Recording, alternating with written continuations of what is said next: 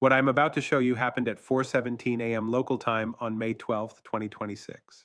It is not speculation. It is not rumor. It is confirmed by satellite imagery, reviewed by the Center for Strategic and International Studies, by official statements from the Israeli Defense Forces, and by real-time damage assessments conducted by American military analysts at U.S. Central Command. At precisely 4:17 a.m., Iranian precision-guided missiles struck and destroyed the Israeli Air Force's AN/TPY-2 X-band radar station located on Mount Meron in northern Israel. That radar station cost $340 million. It was the most sophisticated early warning system in the Israeli air defense network. It could track ballistic missiles launched from Iran at ranges exceeding 2,000 kilometers. It provided Israel with critical minutes of warning time to prepare interceptors and activate defense systems. And now it is gone. Israel is effectively blind to threats approaching from the north and northeast, and the implications of that loss are catastrophic. In the next 18 minutes, I'm going to walk you through exactly what that radar station did, why its loss matters so much, and what Israel's options are now that it is destroyed. This is Strategic Defense Analysis. Subscribe now if you have not already, because what we are covering is being analyzed in emergency briefings at the Israeli Defense Ministry, at the Pentagon, at NATO headquarters in Brussels, and at missile defense command centers across the Middle East. Let's start with the radar itself, because understanding what Israel lost requires understanding what that system could do. The AN/TPY-2, also called the Terminal High Altitude Area Defense Radar, or THAAD radar, is an X-band early warning and tracking radar manufactured by Raytheon. X-band radars operate at frequencies between 8 and 12 gigahertz, which gives them extremely high resolution. They can track objects the size of a baseball at ranges exceeding 1,000 kilometers. The specific radar stationed on Mount Meron was deployed in 2008 as part of a U.S.-Israeli Missile Defense Cooperation Agreement. It was operated jointly by the Israeli Air Force and U.S. Army personnel. It fed data directly into Israel's Arrow 3 and David's Sling missile defense systems. According to technical specifications published by Raytheon and confirmed by the U.S. Missile Defense Agency, the AN/TPY-2 radar on Mount Meron had a detection range of approximately 2,900 kilometers in its forward sector. That means it could detect ballistic missile launches from anywhere in Iran within seconds of liftoff. It could track those missiles throughout their boost phase, mid-course phase, and terminal phase. It could provide trajectory data accurate enough to calculate impact points and guide interceptors to their targets. And critically, it could discriminate between actual warheads and decoys, which is essential for effective missile defense. Mount Meron was chosen as the radar site because of its elevation and geographic position. Mount Meron is the second highest peak in Israel at 1,208 meters above sea level. That elevation gives the radar an unobstructed view to the north and east. It can see over Lebanon. It can see over Syria. It can see deep into Iraq and Iran. There is no better location in Israel for an early warning radar. And now that radar is destroyed. Subscribe if you are watching this and realizing you are not getting this level of analysis anywhere else. Now let's talk about how Iran destroyed it and why Israel could not stop the strike. Announcement number 1, Iran used a new class of precision-guided ballistic missile that Israeli air defenses were not designed to intercept. And this one matters more than anything else because it reveals a technological gap that Israel did not know existed. According to reporting by Jane's Defense Weekly and confirmed by analysis of satellite imagery from Maxar Technologies, the missiles that struck Mount Meron were Khaybar-Shikan-2 hypersonic missiles. These are an upgraded version of the Khaybar-Shikan missile that Iran unveiled in 2022. The upgraded version has a stated range of 1,250 kilometers and a maximum speed exceeding Mach 15 during terminal descent. That is over 11,000 miles per hour. At that speed, the missile travels 1 kilometer every 27 seconds. Israeli interceptors physically cannot react fast enough to engage it. The Khaybar-Shikan-2 also uses what Iranian military officials describe as a maneuverable re-entry vehicle. During the final phase of flight, the warhead does not follow a predictable ballistic trajectory. It maneuvers. It can shift its course by several hundred meters to avoid interceptors or to hit specific aim points. This makes it nearly impossible to defend against with current technology. The Israeli Defense Forces released a statement 6 hours after the strike acknowledging that Arrow 3 interceptors were launched but failed to engage the incoming missiles. The statement attributed the failure to unprecedented missile velocity and terminal maneuverability. That is a polite way of saying that Israeli missile defenses were completely ineffective against this type of threat. What Israel lost was not just a radar station. What Israel lost was the ability to defend against the most advanced missiles in the Iranian arsenal. If Iran can strike high-value targets in Israel with impunity using hypersonic missiles that cannot be intercepted, then Israel's entire strategic posture is undermined. Received. That is announcement number 1. Announcement number 2, the destruction of the Mount Meron radar means Israel has lost early warning coverage for the entire northern region. This is the part that has Israeli military planners scrambling to develop alternative solutions because the operational impact is immediate and severe.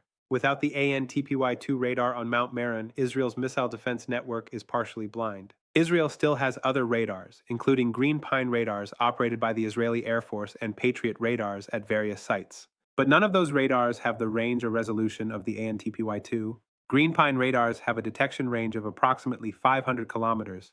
That is barely enough to detect missiles launched from western Iran after they have already crossed into Iraqi airspace.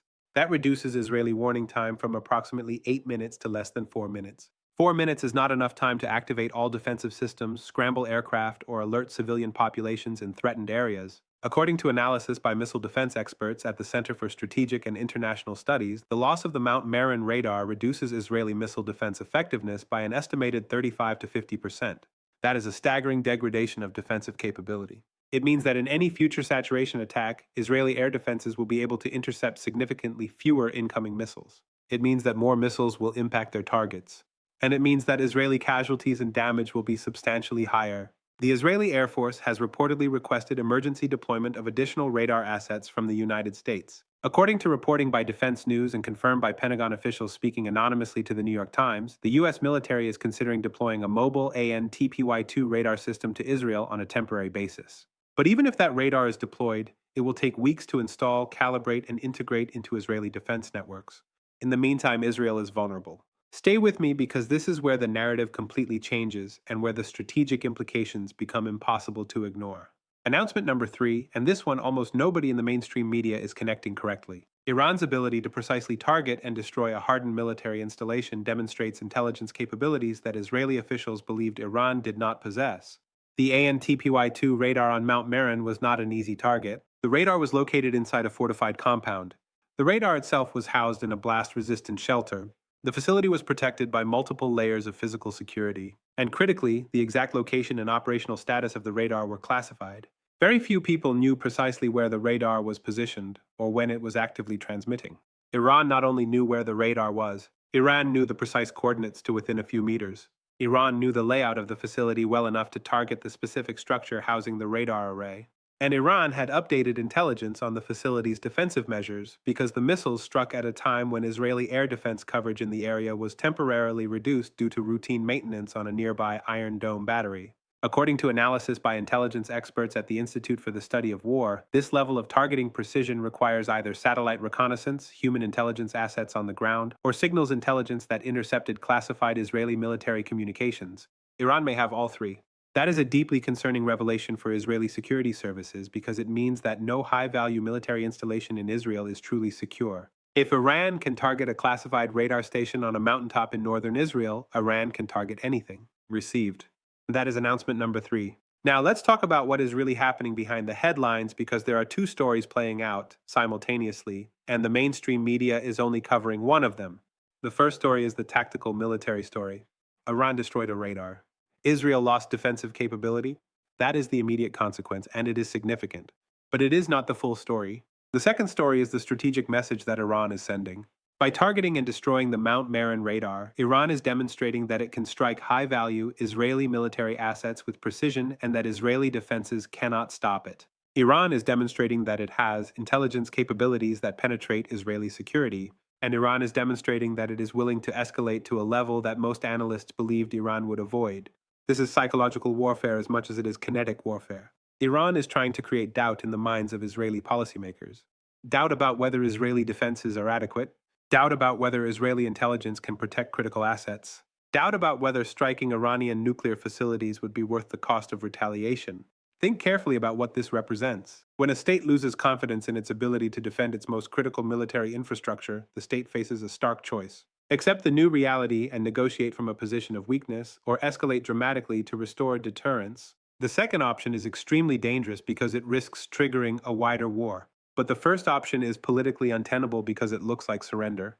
Israel is now in that impossible position. Israeli policymakers must decide whether to accept that Iran can strike Israeli military targets with relative impunity or whether to launch massive retaliatory strikes aimed at crippling Iran's missile production capability. Neither option is good.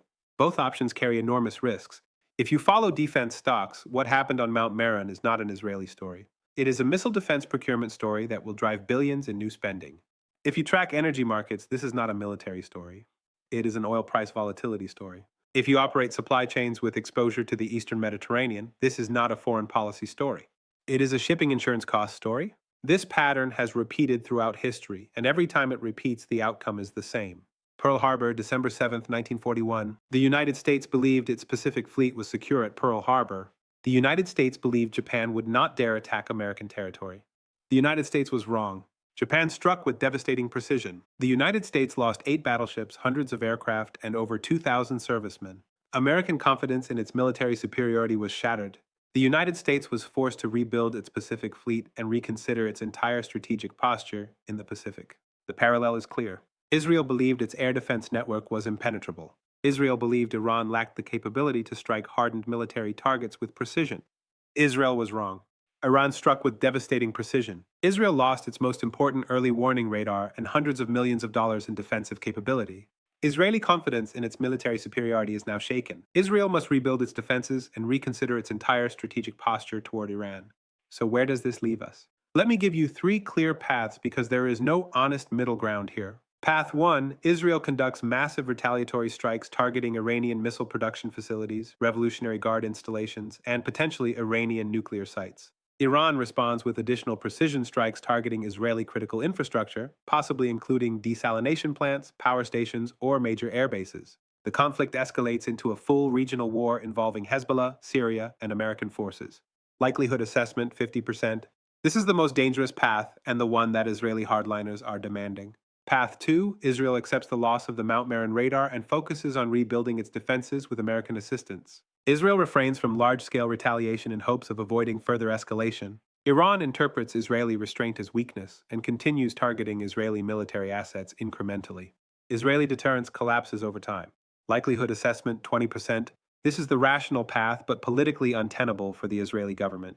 Path 3, the United States intervenes directly by deploying additional air defense systems to Israel, conducting strikes against Iranian missile sites, and attempting to restore Israeli deterrence through American military action. Iran responds by targeting American bases in Iraq, Syria, and potentially the Gulf. The conflict expands into a direct U.S.-Iran war. Oil prices spike above $150 per barrel. Global recession follows. Likelihood assessment 30%. This is the path that American policymakers are trying to avoid but may be forced into by alliance commitments. I think we are closer to path 1 than anyone in Washington wants to admit. The domestic political pressure on the Israeli government to respond with overwhelming force is immense. Israeli military commanders are humiliated. Israeli citizens are terrified. The calculation in Tel Aviv right now favors escalation, not restraint. And that means the risk of a catastrophic regional war in the next 48 to 72 hours is higher than at any point since 1973. But the wild card here is Hezbollah. Hezbollah possesses an estimated 150,000 rockets and missiles in southern Lebanon. If Israel launches massive strikes against Iran, Hezbollah will almost certainly join the conflict on Iran's side. That would open a second front on Israel's northern border. Israeli air defenses, already degraded by the loss of the Mount Meron radar, would be overwhelmed by simultaneous attacks from Iran and Hezbollah. The casualties could be catastrophic.